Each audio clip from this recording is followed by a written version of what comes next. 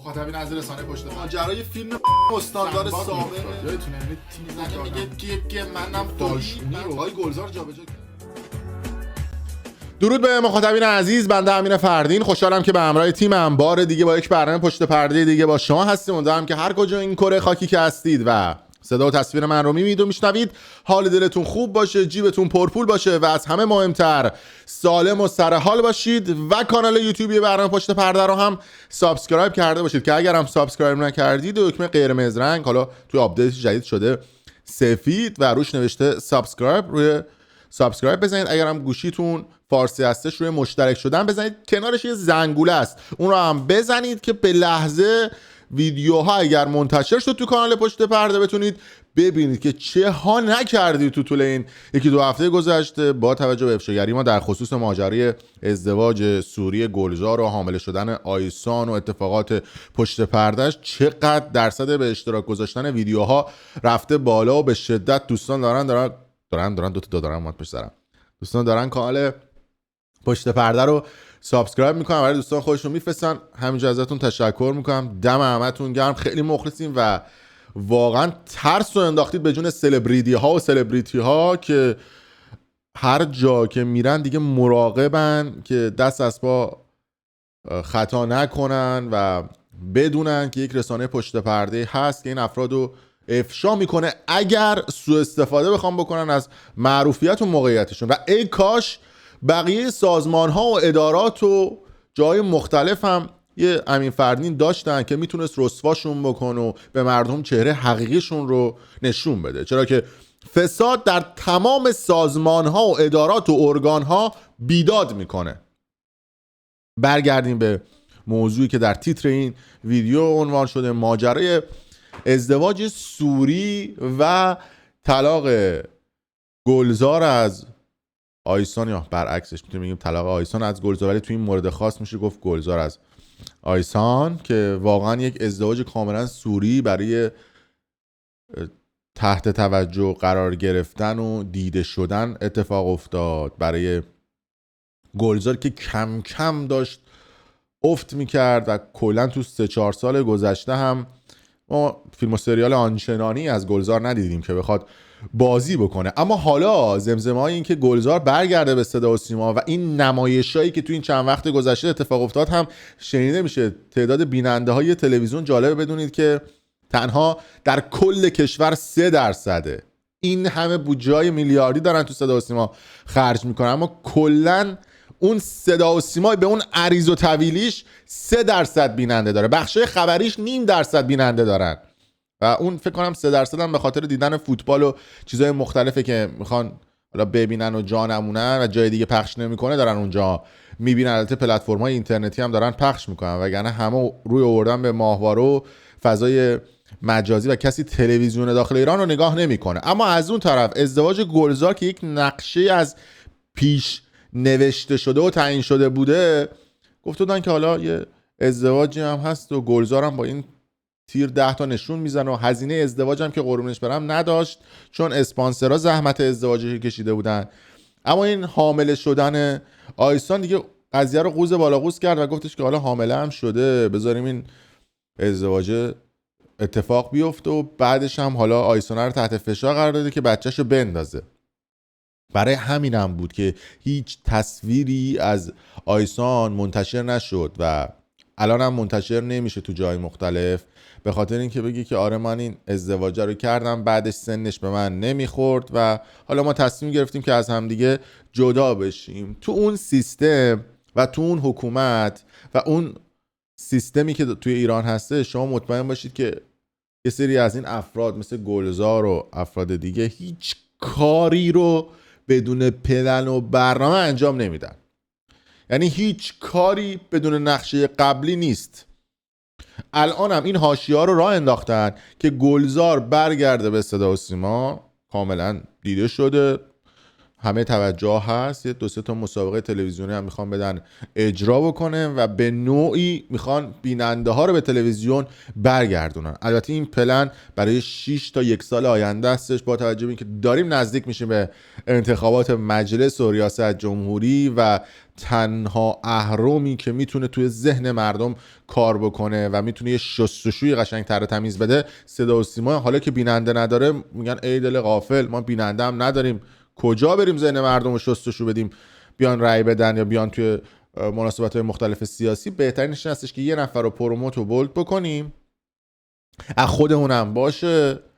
و دیدید دیگه توی ماجرا بعد از کشته شدن مهسا امینی، گلزار جز محدود آدم‌هایی بود که اصلا واکنششون نداد. احسان علیخانی که کلا بهش گفتن اصلا برو دنبال یه شغل دیگه بگرد، اصلا دنبال فضای مدیا و رسانه نباش، با توجه به اینکه واکنششون داده بوده. خیلی از افراد دیگه هم اینطوری بوده و بهشون گفتن که اصلا رضا رشیدپور همینطور. فرزاد حسنی چون ممنوع الخروج نمیتونه از کشور خارج بشه به خاطر ماجرای مجد لواسانی یا شکایتش و اینا، اون که کلا 5 سال ممنوع الخروجه، اونم که لنگش در هواه، نمیتونه اصلا هیچ واکنشی نشون بده تو گونی بردنش. یه گلزار رو داشتن که میتونستن این نقشه و سناریو رو براش ایجاد بکنن، گفتن یه زنی بگیر و تهش هم طلاق بده و ما هم هستیم. ولی تو اون صدا و سیما هیچ چیزی از هیچ کسی بعید نیست.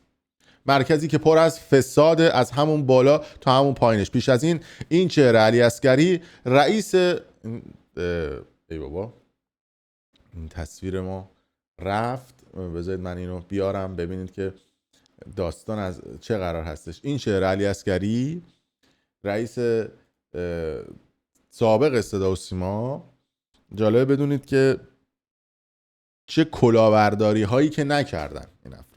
تو لیست تحریم های اتحادیه اروپا و امریکا هم هست و همراه این چهره شاه‌آبادی که معاون سیما بود که دسته برغذا، ایشون که رفت تو پتروشیمی ایشون هم عوض شد، حالا رفته یه جای دیگه. قیافه رو نگاه کنید، چهره مذهبی، یعنی قیافه رو می‌بینید که 2 دقیقه دیگه این شهید میشه. این اصلا امام و انقلاب و اسلام و پاکی و عصمت و طهارت ازش میباره، یعنی با همین حدت و شدت دارم میگم. علی عسگری هم که دیگه رئیس صدا و سیما، اصلا تریلی نمیکشتش. اینا چه کلاهبرداری یا زرنگ بازی کردن الان بهتون میگم. یه سریالی رو صدا و سیما چند سالی داره میسازتش، تقریبا 20 سال زمان برده که این سریال رو بسازن.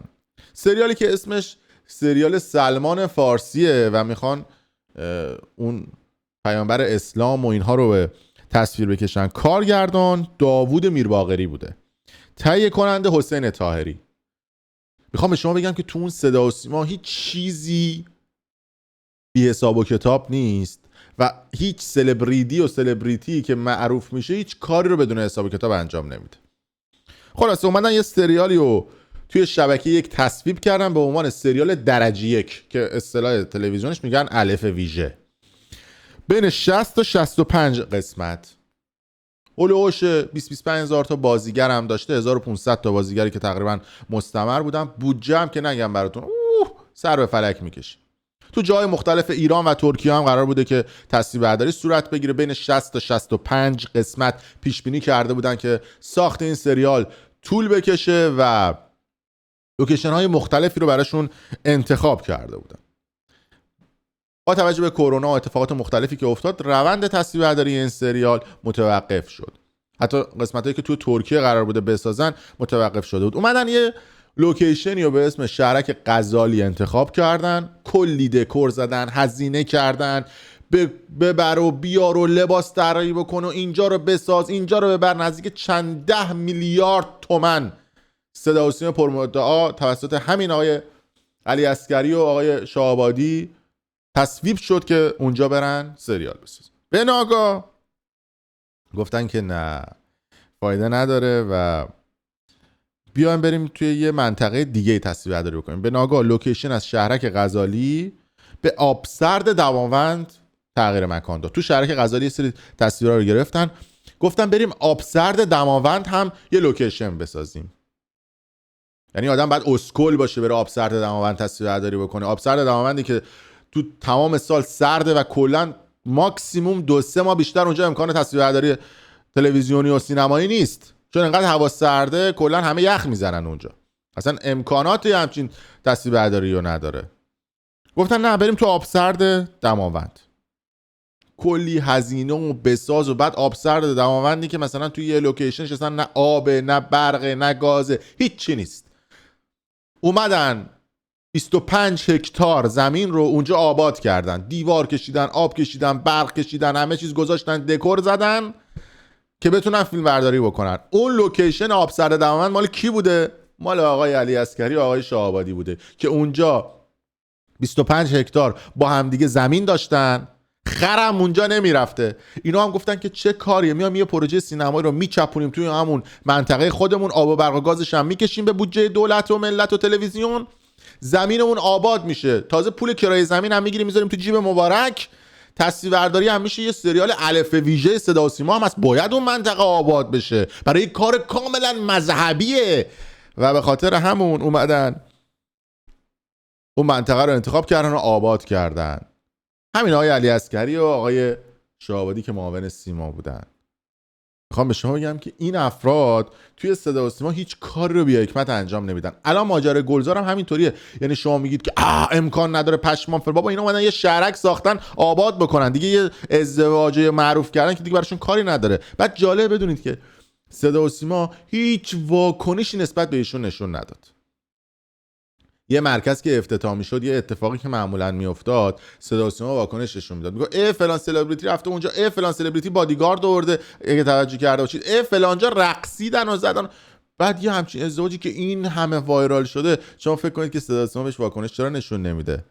فقط اینکه 4 سواد دیگه میخوان ایشونو بردارن بیارن تو صدا و سیما به عنوان مجری ازدواج و یه طلاق هم یه حاشیه دیگه، حالا صبر بکنید طلاق هم چند روز دیگه خبرش میاد بالا، خودش رسما اعلام میکنه تو پیجش، یه حاشیه دیگه، یه دیده شدن دیگه، یه توجه دیگه.